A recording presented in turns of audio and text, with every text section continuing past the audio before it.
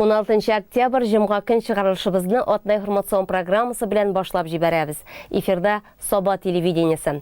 Студияда мен Райля Галявина эшлейм. Исәнмесез. Иң элек мөһим темалар турында кыскача. Тынычлык урамы 7-нче йортның тынычлыгы качты. Төзелеш тамам, хуҗаларга фатир ачкычларын тапшырдылар. Соба юлчылары тарафыннан быелгы сезонда юлларга 54 мең тонна асфальт түшәлгән. Бу һөнәр ияләре 18 октябрьдә бәйрәмнәрен билгели.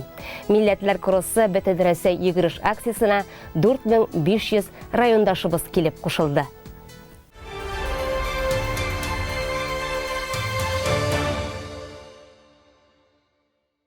Дәүләт торак фонды республикабыз халкын үз түбәле итү буенча киң кырлы эшчәнлек алып бара. Агымдагы елга аларның инвестиция планы 4970 фатирны кулачлый.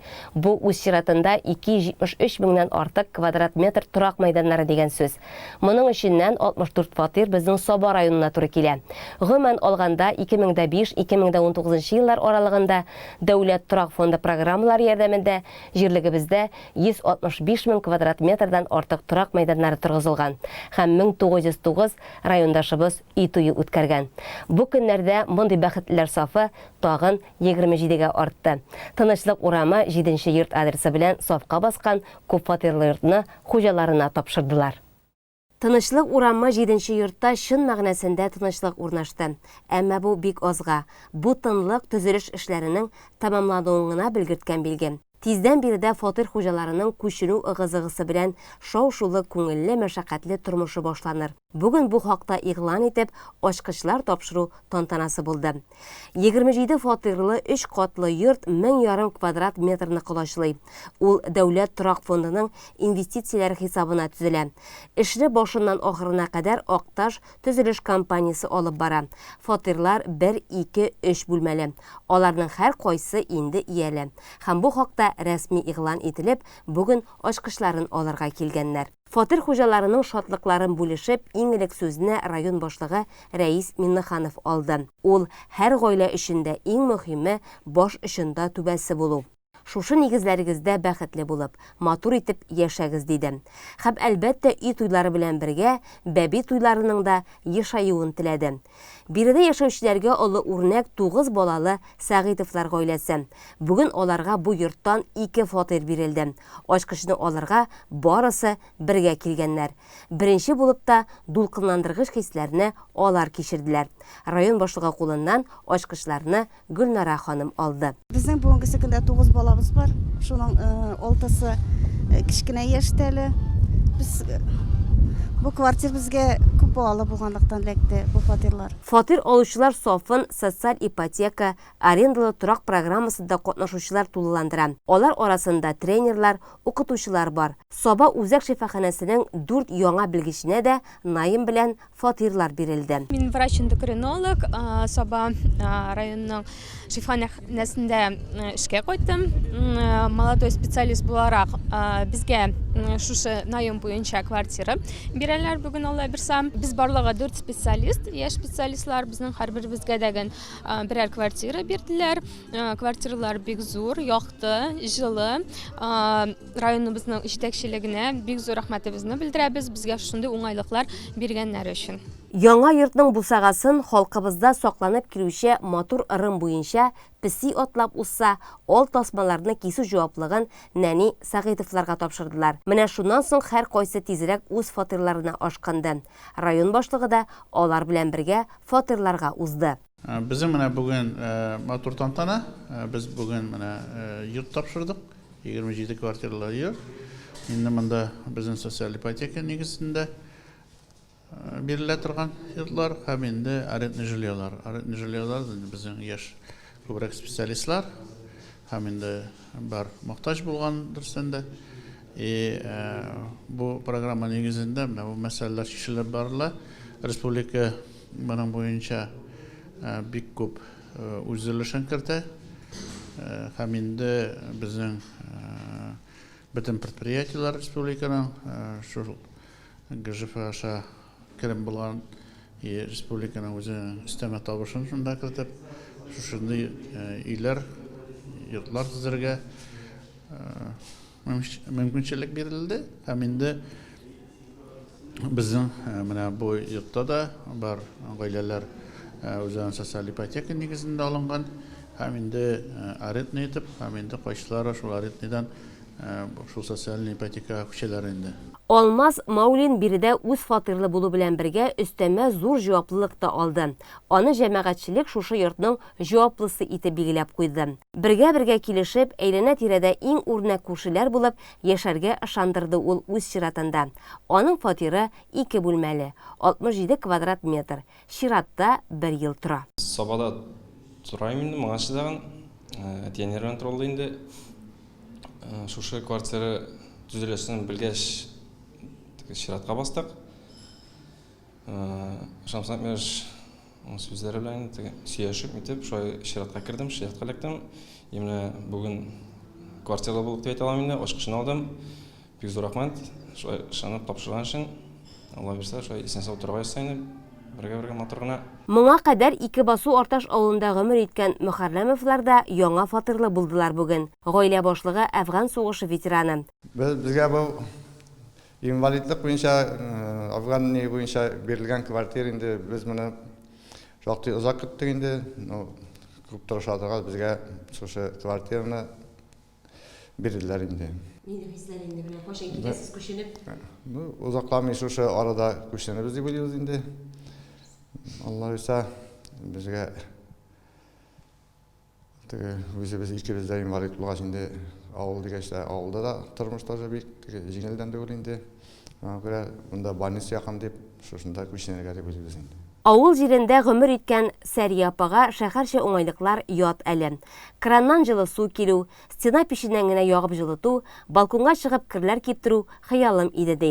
Авылдагы өйләрендә хәзергә 8 кеше бергә яшиләр. Исән-сау булса, Алла бирсә, бергә шушында сау сәламәт булып, тигезлектә шулай итеп яшәргә язсын инде. Бик сөенәбез инде бу хөкүмәткә рәхмәт, Рәис Нургалиевичка бик зур рәхмәт.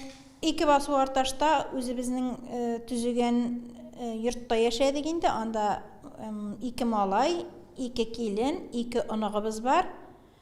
Шуңа күрә бөтенеңдә бер өйдә бит инде тыгынрак та инде. Шуңа күрә шушында күчеп килербез дип исәпләп торабыз инде, Алла бирсә, бер кат газлар кушып җыештырып алганнан соң. 22 һәм 23 янәшә фатирларда 9 балалы Гөлнара, Фиргат, Сагыйтовлар яшәячәк. 3 һәм 2 бүлмәле фатирлар бик иркен. Берсе 73 квадрат метрны, берсе 65 квадрат метрны тәшкил итә. Балалар да, әти-әниләр дә бик шат. Алар инде якын көннәрдә күченү эшенә кирешәчәкбез диләр. Сагыйтовларның өлкән улларына 26, иң кечесенә 3 яшь. Бу гаиләгә 2019 елда 5 һәм аннан да күбрәк бала тәрбияләгәннәр өчен торакка сертификат тапшырылган иде. Бу фатирлар шул исәпкә бирелә. Моңа алар икенче бала туганда бирелә торган ана капиталында кушарга ниятләп торалар. Аннан соң да түләүле мәйданнар кала әле ди Гөлнара ханым. Без бик шатландык бу квартираларга, балалар да бик шатланды. Һәр кемгә үз бүлмәсе кирәк инде. Безнең кичкенәрәк инде моны хәтле кешегә бу квартираларда куанып, шатланып яшәргә язсын. Рәхмәт безнең хөкүмәтебезгә, безнең районга, безнең җитәкчебез Рәис Нургалиевичка. Роза Бикбаевага фатир ятимлек программасы буенча эләгән. Аның 1 бүлмәле фатиры 39 квадрат метрдан артык. Моңа кадәр тулай торакта яшәгән кыз өчен биредәге уңайлыклар әкияткә тиң. Мин ятим бала, ятимлек программасы буенча бирделәр квартираны. Мин үзем эшлим ПМК 109-да. Башта моңарчы мин тордым ПМК общежитиесендә. Фәргат абый безнең начальник бирде миңа бүлмә. Мин аңа бик рәхмәтлемен. Алла рәхмәтемне әйтәсем килә. Иң авыр вакытымда ул миңа ярдәм итте. Ярдәм кулын сузды. Бик зур рәхмәт.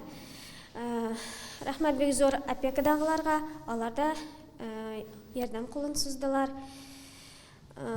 Рәис Нургалиевичка рәхмәт, ул да булышты, рәхмәт. Менә күчүен белмим әле пока. Вакыты җиткәч инде. Тиздән инде Алла бирсә. Әйе, бик шат, бик бәхетлемен, Аллага шөкер. Туалеты да бар, ваннасы да бар, кухнясы да бар. Барлык мөмкинлекләр дә бар. Алла бирса, кияүгә чыгып, шушы квартирада Алла бирса, гаиләм белән яшәргә ниятлим. Яңа йортта яшәүчеләргә чыннан да бөтен мөмкинлекләр тудырылган. Фатир эчендә тиешле бөтен таләпләр үтәлгән. Газ кергән, ут яна, су килә, идән бар, стена абойланган, подъездда да һәммәсе кайгыртылган. Домофоннар куелган, почта ящикләре эленгән. Урамда да төзекләндерү эшләре соңгы чиккә җиткерелгән. Балалар өчен уен мәйданчыклары да әзер. Бик тиздән тәрәзәләргә утлар эленер, хуҗалар күченү мәшәкатенә күмелер. 1 октябрьдән Татарстанда һәм бөтен Россия буенча көзгө чакырылыш кампаниясе башланды.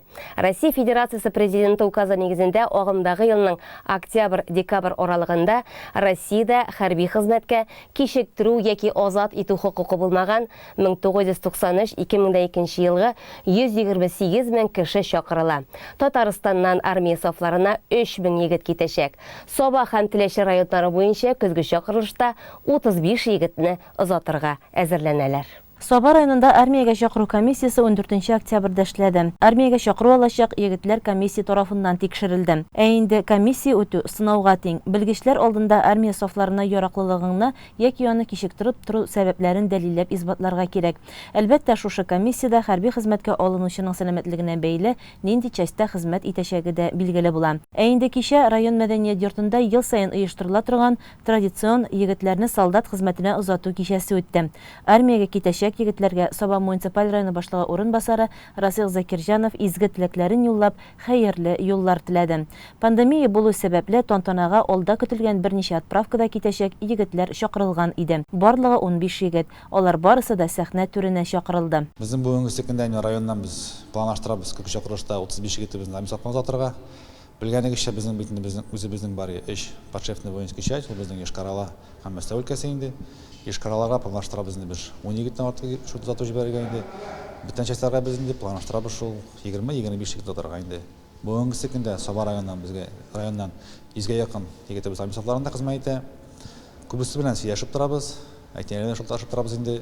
Командирлар белән сөйләшеп торабыз. Командирлар бик доволен дип әйтәсе килә инде. Бик хурланалар татар егетләре белән инде. Тырыш егетләр диләр инде. Шуңа күрә менә бу шушы чакырышта егетләргә исән-сау барып, матур итеп хезмәт итеп, үзләренең кайсарына атмыш гына, районга битләренә кызыллык китермичә генә матур итеп хезмәт итеп китәргә ясый инде. Үзе белгәнчә безнең пандемия булгач та, безнең инде шушы чарада күп чагылар күренелә. Безнең инде шушы ягышак вакытында да һәрбер егетебез армия сафлары тарафыннан иң беренче башта. Монда бер анализларны тегендә безнең һәрбер барьерный контроль организован, температурный режим, сборный пунктта тагын катана тикшергәннән соң гына уже 100% уверен булгач кына шушы егетләребезне безнең армия сафлары командалар иш составында узып җибәрәләр. Районыбызның күпчелек егетләре Саба районы белән килешү төзегән Ешкарала һәм Мәскәү асты частьләрендә хезмәт итә. Ешкарала ракета дивизиясендә 8 егет, Мәскәү астында 50-гә якын егетебез гражданлык бурычын үти. Без инде хәзер бирәбез сим-картлар. Шундый проект бар, позвони маме дигән. Егетнең үзенә сим-карта бирелә һәм әтисенә, әнисенә бер сим-карта бирелә. Анда инде счетка 100 сум салына. Бүгенге секундә инде безгә эшләр кирде законга. Фотография үтергәләр мичәсләрдә инде. Интернетка чыга торган телефонны тоже кулланырга ярамый. Шуңа күрә без аларга әйләнә үзенә әйтәбез. Обычный кнопочный телефон барга. Ул инде алар күбесе менә койда хезмәт итә, кой частьта инде. Кемдер шимбә көнне шалтырата инде, кемдер ел көнне шалтырата инде. Атнага бер тапкыр инде. Данис Латыпов завод Нуртаулы егете, Казан нефтехимия күллиятен тамамлаган, Ешкаралада хезмәт итәчәк. Армиягә бик тә барасы килә. Армия минем өчен яңа һөнәр өйрәнергә, нәрсәдер яңа үзләштерергә дип барам.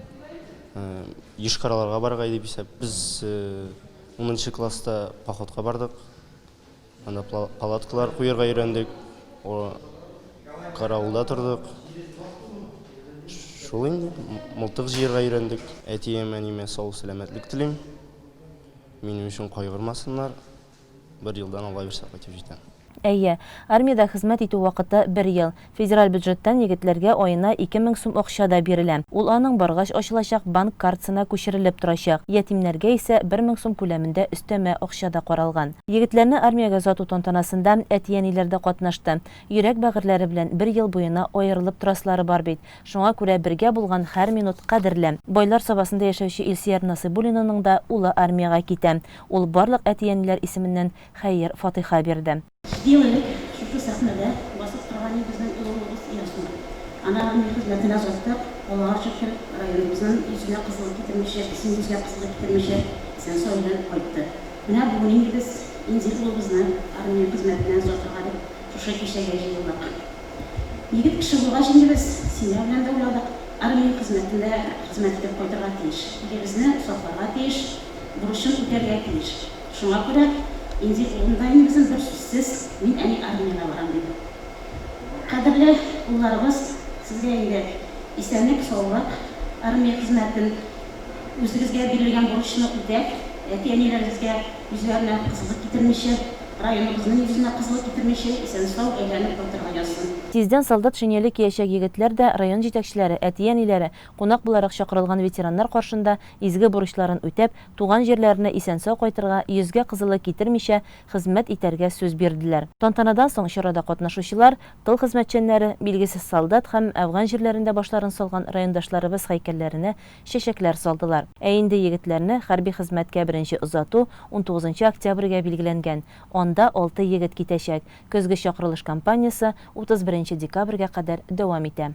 Дөньяда коронавируска каршы көрәш чаралары дәвам итә. Бу атна башында РИА Новости агентлыгы вирусолог, медицина фәннәре докторы Анатолий Алтштейнга сылтама белән Россиядә яңа төрдәге COVID-19 коронавирус инфекциясе белән авыручыларның артуы бер атнадан соң иң югары ноктага җитәргә. Шуннан соң күпмедер вакыт бер дәрәҗәдә сакланырга һәм кими башларга мөмкин дип хәбәр иткән иде. Эпидемиологлар бәяләвенчә, россиялеләр күп нәрсәне аңлап кабул итә. Эпидемиягә каршы чараларны яхшырак үти башлаган. Саба районында вазгыять ничек? Тулырак алдагы сюжетта. Коронавирус тиздән узар, тик вакыйгаларның мондый сценарии хәзерге вакытта гамәлдә булган эпидемиологиягә каршы чараларны үтәгән очракта гына тормышка ашачак. Бу көннәрдә районда сәүдә үзәкләрен, җәмәгать транспортын тикшерү буенча мобиль төркемнәр булдырылды. Бездә Татарстан Республикасы Дәүләт алкоголь инспекциясе вәкиле Азат Халилов белән махсус рейдка чыктык. Оешманың исеменнән билгеле инде госалкоголь инспекция булгач, без инде шөгыльләнәбез алкогольный продукция буенча. Тикшерү һәм аларны наказать итү буенча. Ну, тик быел кызганычка каршы безнең тагын бер эшебез артты. Бу инде шушы дөньяда таралып йөри торган шир аркасында без инде аны COVID-19 дип тә әйтәбез, коронавирус дип тә әйтәбез. Менә шушы коронавирус аркасында безнең инде полномочия бирелде. Менә бу кемнәр соблюдать итми, менә шурдагы требованияларны. Бу инде постановление правительства Российской Федерации, постановление правительства Республики Татарстан. Без инде уполномочены бу кешеләргә протокол төзергә инде. Бу протокол инде төзелә Кодекс об административных правонарушениях 20.6.1 статьясы буенча. Анда инде бу статья буенча каралган инде физические лицаларга инде 1000-нән 30,000-га кадәр штраф. Должностной лицаларга инде менә бу кибетчеләрне инде без должностной лицаларга кертәбез инде. Аларга инде 10,000-нән 30,000-га кадәр. Һәм индивидуальный предпринимательләр аларга 30,000-нән 50,000-га кадәр, и юридический лицалар бар безнең, аларның инде 100,000-нән 300,000-га кадәр ответственность каралган. Бүгенге көндә безнең Саба районында мобиль группа төзелде. Бу мобиль группага инде кемнәр уполномочены менә шу статья буенча протокол төзергә, анда инде шул сотрудниклар кергән. Бу инде без инде госалкоголь инспекция, Министерство экологии һәм инде Министерство транспорта. Шушы сотрудниклар инде график буенча көн сайын дежурстволарга чыга. Бу сәүдәгәрләрен карап, тикшереп, киңәшмәләр биреп, сатучылар белән, алар белән беседалар үткәреп, инде әгәр дә бик кешеләр була икән, инде тыңламаучы, маска кимәгән кешеләр инде анда инде протоколлар төзелә. Дөрес, бүгенге көндә Российской Федерациядә бик каты арта, менә бу арту буенча саны. Но безнең Татарстанда әле күп түгел. Но моны артмый дип тыныч кына утырасы түгел, инде бүгеннән үк эшләргә кирәк. Шушы чараларны соблюдать керек. Байлар сабасының үзәк урамындагы ошамлыклар кибетендә COVID-19 буенча профилактик чаралар үтәмәүгә бәйле хукук бозу очраклары теркәлмәде. Һәркем махсус саклану битлегеннән керә. Антисептикларда даими кулланылышта ди сатучы Айгел Шаймөхәммәтова. Шушы пандемия башланганнан бирле без шунда эшлибез инде. Барлык покупательләр дә, клиентләрдәгән маскадан керәләр. Үзебез товар әгәр тутырганда кулларыбызны чистартып, чисталып тутабыз. Кулларга әйбер киеп тутырабыз. Һәм шулай ук антисептиклар бар, менә сатып алучыларга кулланырга. Антисептиклар тора. Ишек кырыенда һәрбер кеше үзенең кулын чистартып, үзебез дә чистартабыз. Алар да чистартып шәп китәләр. Без кергәндә чистарталар. 65-тән өлкән яшьтәгеләр өчен катгый чикләүләр безнең республикада әлегә юк. Шулай да мөмкин кадәр өйдә калырга, халык күпләп җыелган урыннарга баруны кичектереп торырга киңәш ителә. Лаеклы ялда булучы Гөлсинә Әхмәтова да бу киңәшкә колак салып яши. Завод урамында 26-нчы йортта яшим, малайларым, киленнәрем белән. Маска белән йөрибез инде хәзер күптәннән, апрельдән бирде. Апрельдән бит инде февральдәнме маска белән йөрибез инде. Кибетләргә барсак та, кая барсак та маска белән йөрисе дигәннән тыңлыйбыз инде. Үз сәламәтлекләребезне үзебез саклыйбыз инде. Маска режимы кертелгәннән бирле Саба районында 100дән артык сәүдә объекты тикшерелгән. Битлек режимын бузган өчен физик затларга 25 беркетмә төзелгән. Халык үзе дә мондый тикшерүләр кирәк дигән фикердә. Андый ишракка тапылганым юк, мин өйдән бик чыкмыйм дагын, балалар алып кайта кирәк әйбернең барсын дагын. Балалар алып кайта, әле мин монда акчага пенсиягә генә чыгып киләм. Шул тикшерсеннәр, йөрсеннәр инде, сакласыннар инде. Ул бит тикшерүчеләрнең үзләре өчен түгел, халык өчен йөриләр бит алар. Рәхмәт инде булдыралгачыннан, тырышкачыннан. Рәхмәт инде. Московская ярмарка халык күпләп йөри торган кием салым кибете. Ишектән кергән һәркем сатучы Фирая Муллагаянованың игътибар үзәгендә. Халык инде хәзер аңлый, что авыру бар. Аңа каршы шул маскалар белән, перчаткалар белән сакланырга тиеш икәнен.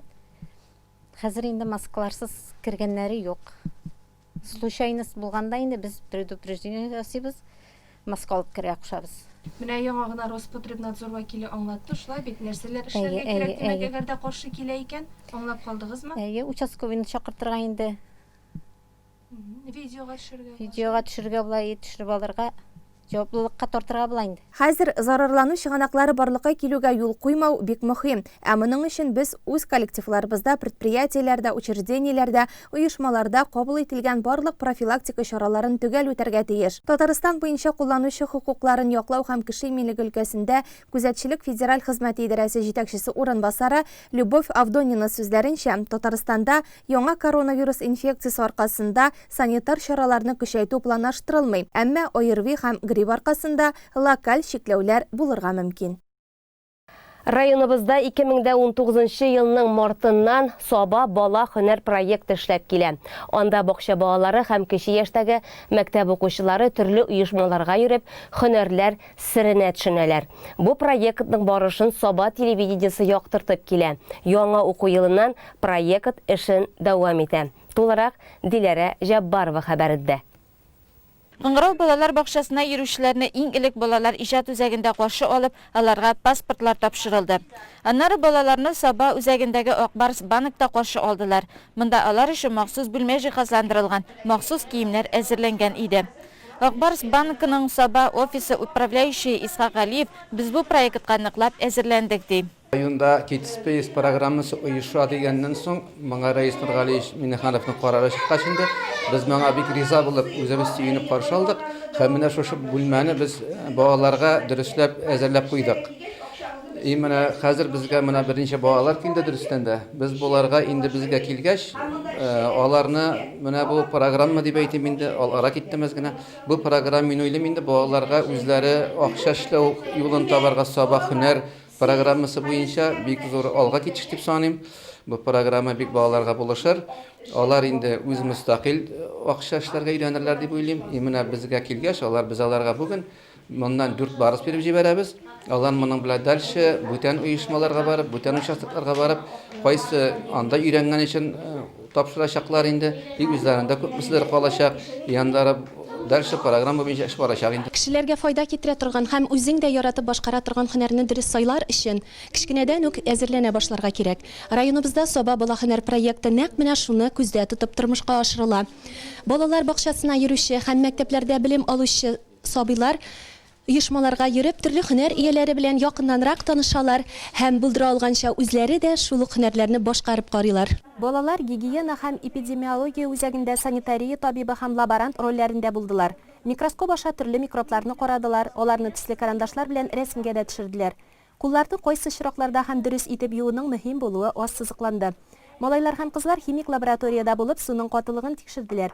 Аларны бигрәк тә препарат өстәгәч суның төсе үзгәрү гаҗәпләндерде. Бу бала һөнәр проекты бик кирәк дип саныйм. Алар балаларга бик кызыклы. Алга таба да тагы килсәләр дә без аларны көтеп калабыз үзебездә. Балаларга электр тогының дуста шул ук вакытта дошман да була алуы аңлатылды. Аннары алар электромонтер һөнәре белән якыннанрак танышты.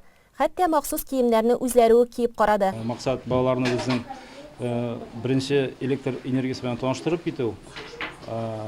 Электр энергиясын каян килеп чыкканын, ничек алар безнең потребительләргә, үйләргә ничек килеп җиткәнен балалар телендә гади генә әйтеп без аңлатырга тырышабыз.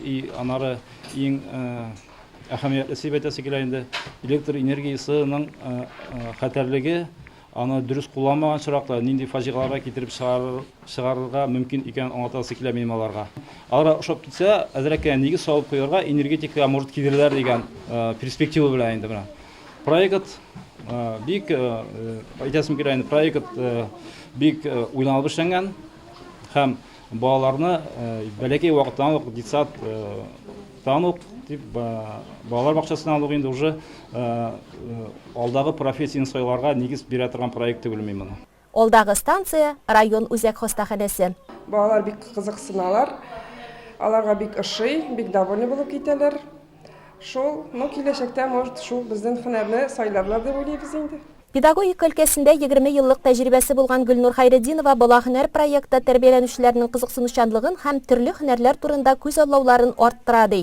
Проект безгә бик ошый, балаларга һөнәрләр буенча бик күп белем бирә, балаларның кызыксынулары һөнәрләргә карата арта. Балаларыбыз бик теләп йөриләр. Без инде бала һөнәр белән 1 елдан артык эшлибез. Әлбәттә безнең өчен бик кызыклы тема. Башта авыр булса да хәзер ияләндек диргә була. Икешәр группа килә көненә. Минемчә бу инде алга таба балаларга бик зур этәргеч дип уйлыйм. Инде безнең өчен инде шул балалар арасында инде безгә киләчәктә эшчеләр булсалар да, икенче якта инде безнең үскәчләр бит инде үскәчне сатып алучы да булар.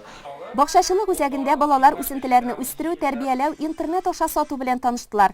Чит илләрдә яшәп, телефон яки планшет аша биредә агач үсентесе үстерү турында белеп шаккаттылар. Бүгенге көндә бик тә кирәк булган ландшафт һәм интерьер дизайнеры һөнәрләре турында мәгълүмат алдылар. Балалар яшен оешмасында да бик көтелгән кунаклар булдылар. Мондагы автобус машиналарны күрү бигрәк тә малайлар өчен кызыклы иде. Нәниләр тормышта бик кирәкле булган машина йөртүче һөнәре белән якыннанрак танышты. Үзебезнең оешма исеменнән аларны һәр вакыттан көтеп калабыз. Бөтен үзебезгә нәрсә белгәнебезне балаларга аңлатырга тырышабыз. Үзебезнең оешмага килгән бөтен эшебезне, нинди кешеләр бездә эшләгәнне без һәр вакыттагы балалар белән тыгыз элемтәдә бүгенге көндә менә без көз буе, менә кыш буе уже ничә группаны кабул иттек. Бүгенге көндә бөтен балалар күңелле уйнап, бик күп информация алып китәләр безнең оешмадан. Балалар әңгәмәдә бикләп катнашты, ролле уеннар аша шоферларның рейска чыгып китү процессын үзләрендә тойды. Юл хәрәкәте куркынычсызлыгы кагыйдәләрен саклап, стенд уенында төрле машиналарны да иярләделәр алар. Соба дулкыннары телерадио компаниясендә дә нәдиләрнең килүен көтеп алалар. Биредә балаларга телевидениедә эшләүчеләрнең һөнәрләре, аларга кирәкле сыйфатлар турында мәгълүмат бирелә. Сабыйлар үзләрен оператор, диктор, корреспондент буларак сынап карыйлар.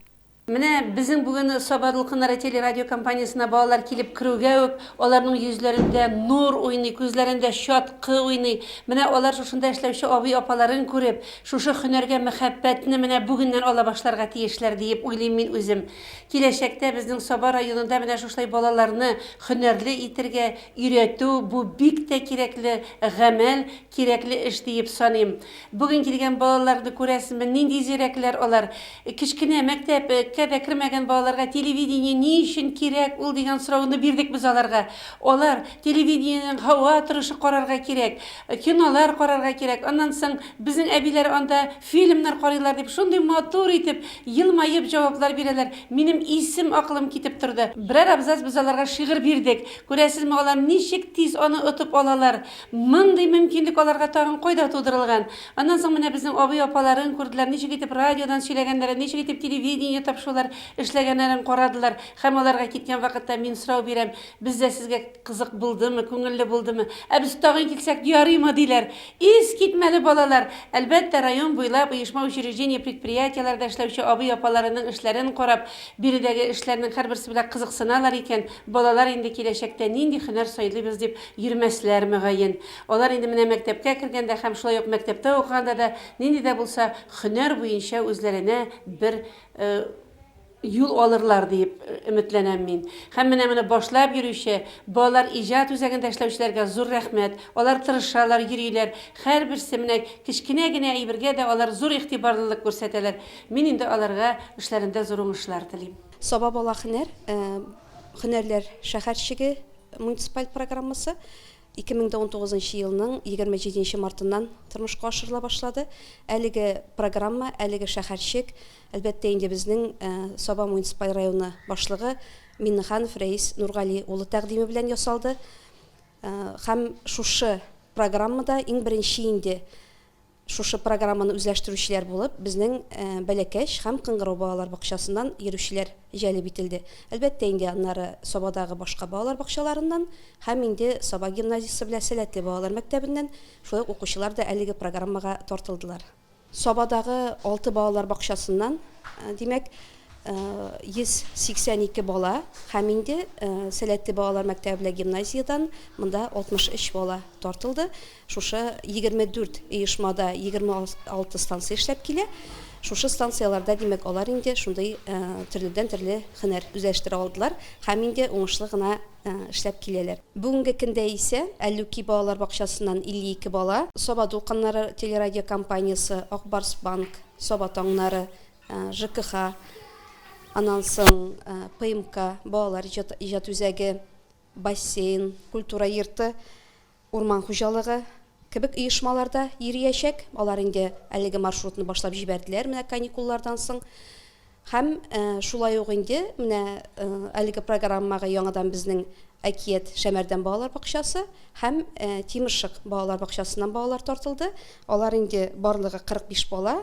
Димәк, алар Яшен оешмасында булачаклар, подстанция оешмасында, Гафель социаль яклау бүлеге, янгын сүндерү бүлеге һәм инде мондай менә туризм, шулай ук кондитерлык һәм фәнни институт буларак эшләп килүче Сәләтле балалар мәктәбе һәм гимназияда, димәк, алар менә шундый һөнәрләр үзләштерәчәкләр. Һәм шуны әйтергә кирәк, балаларга бит әлбәттә без хезмәт хакы рәвешендә барслар бирәбез.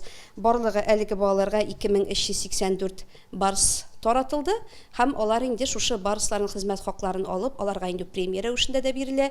Димәк, иң активларына алар инде шушы хезмәт хакларын Сабантуй ял итү үзәгендә реализацияләделәр. Булар инде бу балалар монда төрле уеннарда уйнап, димәк, шундый күңел ачу кебек чараларда катнашып, димәк, шушы барсларын, хезмәт хакларын үзләренә кирәкле шәй итеп инде тоталдылар. Тирләп эшләсәң, ашы да тәмле була ди халкыбыз. Балалар тырыш хезмәтләренең нәтиҗәсен күрергә Сабантуй мәдәни спорт комплексына килделәр. Биредә алар бала һөнәр проекты кысаларында алган барсларын уен майданчыгында күңел ачар өчен кулландылар. Динә белән Алиягә мәсәлән бигрәк тә бии торган уен ошаган. Бүген мин үземнең классымны Сабантуй майданчыгына уйнарга дип алып килдем. Алар үзләренең Soba Bala Hüner проектында алынган барысларын кулланырга диеп килделәр. Бер барыс 20 минут уйнарга мөмкинчелек бирә. Монда балаларга бик күңелле, алар монда рәхәтләнеп уйныйлар. Һөнәрле утта янмый, суда батмый. Һөнәрне яратып, күңелеңә ятышлысын сайласаң гына үз кәсебеңнең остасы була аласың. Кичкенәдән үк төрле һөнәрләрнең нечкәлегенә төшенеп үскән киләчәк бүген нәкъ шундый булыр да. Юл газабы, гүр газабы дигән гыйбарәне борынгылар гына түгел, хәзерге заман кешесе дә әйтергә ярата. Чөнки озын юлга чыккач, барасы җиреңә исән имин барып җитү кирәк. Ярый, хәзер юллар тигез, асфальт белән түшәлгән, машиналар да йөреп тора. Шунлыктан юлда йөрүдә бермә-бер җиңеләя. Менә шушы уңайлыкларны тудыручы юлчылар 18 октябрь көнне үзләренең һөнәри бәйрәмнәрен билгеләп үтәләр.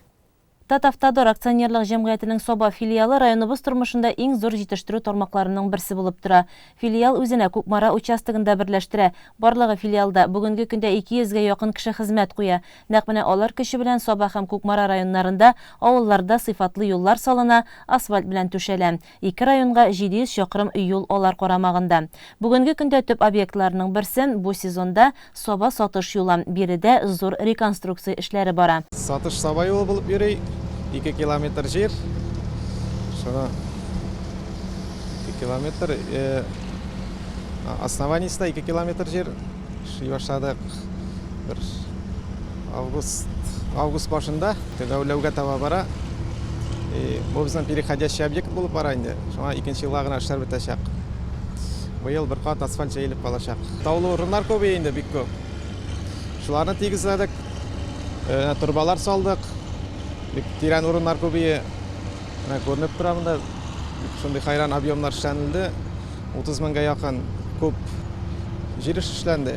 Биредә 2 бригада бер юлы эшли. Барлыгы 20-гә якын юлчы, 10ннан артык техника. Нияз Гәрәев бригадасы басуга төшүче юлларны рәтлей, ком таш җәю бара. Илнар Шафигуллин бригадасы төп юлга асфальт түшәү белән мәшгуль. Гомумән оешмада 100дән артык заман техникасы бар. Алар Германия, Швеция, Швейцария кебек илләрдә эшләп чыгарылган яңа төр машиналар. Быелгы җәйдә дә тагын 5 шундый яңа техникага тулыландырылган. Быелгы сезонда Соба юлчылары Соба эчендә Соба, Тимершык, Иләбәр, Кызыл Мише, Шытсу, шулай Күкмара районы авыллары юлларында ремонт эшләре алып барганнар. 54 мең тонна асфальт җәйгәннәр. Әлбәттә, куелган максатлар булар белән генә төгәлләнми. Аларга яңалары да өстәлә. Һөнәри бәйрәмнәрен дә менә шулай юлда хезмәттә каршы ала алар. Наружның эше бетми инде, наружникларның. Җәендә эш бар, кышында эш бетми. Лай кайфтар әйбәт. Сәйтәсе килә. Коллегаларга саулык, сәламәтлек. Аллага шөкер, хәзер юллар тигез, барасы җиреңә дә машиналарда тиз арада бернинди авырлыксыз барып җитәргә була. Юлчыларга игелекле хезмәт, юлда булучыларга уңышлы сәфәр бирсен Ходай.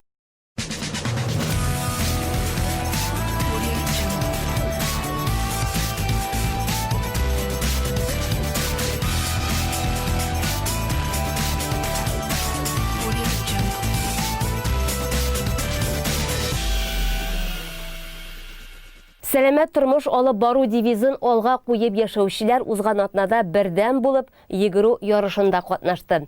Илебездә бөтен Россия йөгерү көне булып үтте. Анда 4500дән артык райондашыбыз катнашып, үз мөмкинлекләрен сынады. Милләтләр кроссы дип аталучы бу бәйге Россиядә 17нче елын уздырыла. Аның төп максаты сәламәт яшәү рәвешен пропагандалау. Шулай ук зур һәм күп милләтле илебез халкын берләштерүче, зур вакыйгада катнаштыру, аралаштыру, дус һәм тату яшәргә этәрү. Мондый күңелле чарада райондашларыбыз бик теләп катнаша. Күпләрнең гаиләләре белән килүен исәпкә алганда, аны бәйрәм итеп кабул итәргә кирәк. Милләтләр кроссы бәйгесе быел да Собаның Аргамак картодромында оештырылды. Монда барлык оешма предприятиеләрдә эшләүчеләр, укучылар, укытучылар, җитәкчеләр, йөгерү белән профессиональ шөгыльләнүчеләр һәм теләге булган һәркем көч сынашты. Барысы 300дән артык кеше стартка басты. Аларны Соба муниципаль районы башлыгы урынбасары Расих Закирҗанов спорт бәйрәме белән тәбрикләп, матур ярышка чакырды. Масса күләм йөгерүне балалар бакчаларына йөрүче сабыйлар башлап җибәрде. 6 бакчадан да 15-шәр йөгерешчедән торган төркем старт сызыгына басты.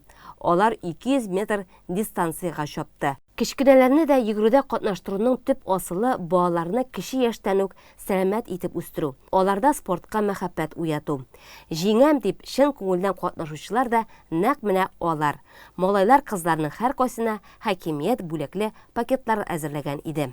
Шатлык балалар бакчасы шушы күргән бәйрәмгә милләтләр кросыннан ныклап әзерләнеп килде. Балаларыбыз 15 бала катнашты менә. Елдагын актив катнашабыз. Балаларны кече яшьтән сәламәт яшәү тормышы алып барыр өчен күп тырышлыклар куябыз. Һәр даим спорт белән шөгыльләнәләр балалар. Сабыйлардан соң йөгерешне мәктәп укучылары дәвам итте. 1-4 сыйныфта укучылар 500 метрга узышты. Бу дистанциядә беренче булып Зилә Хабибрахманова килде. Бу ярышка мин җәй көннән әзерләнә башлаган идем һәм беренче урын алдым. Мин тенниска йөрим, җәй көнне без бик күп итеп йөгерәбез. Өлкән сыйныфлар үзләренең йөгерү мөмкинлеген 2,5 километр арада санадылар. Төркем булып киткән составтан көчле бишлек бик тиз аерылды. Финишка хәтле алар тотрылыкны саклап килделәр әле. Ә менә соңгы моментта көчләр, тизлекләр яңа борылыш алып, беренчелеккә Салават Галиев чыкты. 2,5 километр чаптык, әлбәттә көтәбез. Бу ярышлар инде безнең өчен бәйрәм шикелле. Әзерләнәбез көн саен, Алсавый Азгылмович безне өйрәтә, чаптырта. Әзерлек көчле. Команда менә шапка команда көчле идеме? Көчле әлбәттә, Сабыйлар чапмый, көчлеләр генә. Сразу беренче булып бардыңмы? Юк, баш шартыннан бардым. Аннан икенче курыкта чыктым. Беренче бардым. Беренче килү өчен нинди анысы? Беренче килү? Сразу чаптырып китәсез түгелме? Юк, тактика кирәк, эшләр кирәк. Уйлара кирәк, монда шалкын алмый. Район үзәгендә үткән милләтләр кроссының беренче баскычка күтәрелгән җиңүчеләре укучылар арасында Камил Вилданов, Зилә Хабибрахманова, Зөлфәт Ханипов, Әдилә Хузнуддинова, Салават Галиев, Сөмбел Биктахирова, олылар арасында Марсель Шарипов, Дилә Шәрәфиева, җитәкчеләр арасында Сабантуй спорт комплексы директоры Рабил Габдулманов, район хакимиятеннән Гөлчәчәк Хуҗина булды. Матур кояшлы көндә шулай ярышу райондашларыбызга бәйрәм кәефе бүләк итте. Һәр кем катнашудан гына да зур тәэсирләр алды. Атна информацион программасы кысаларында сезнең игътибарга әзерләгән хәбәрләребез шулар иде. Безнең тапшыруларны экранда күрсәтелгән сылтамалар аша ВКонтакте һәм YouTube каналларыннан үзегез теләгән вакытта кирип карый аласыз. Саба сулышы, саба хәбәрләрендә. Реклама чыгарылышыннан соң җырым бүләгем студиясында очрашырбыз. Бездән аерылмагыз.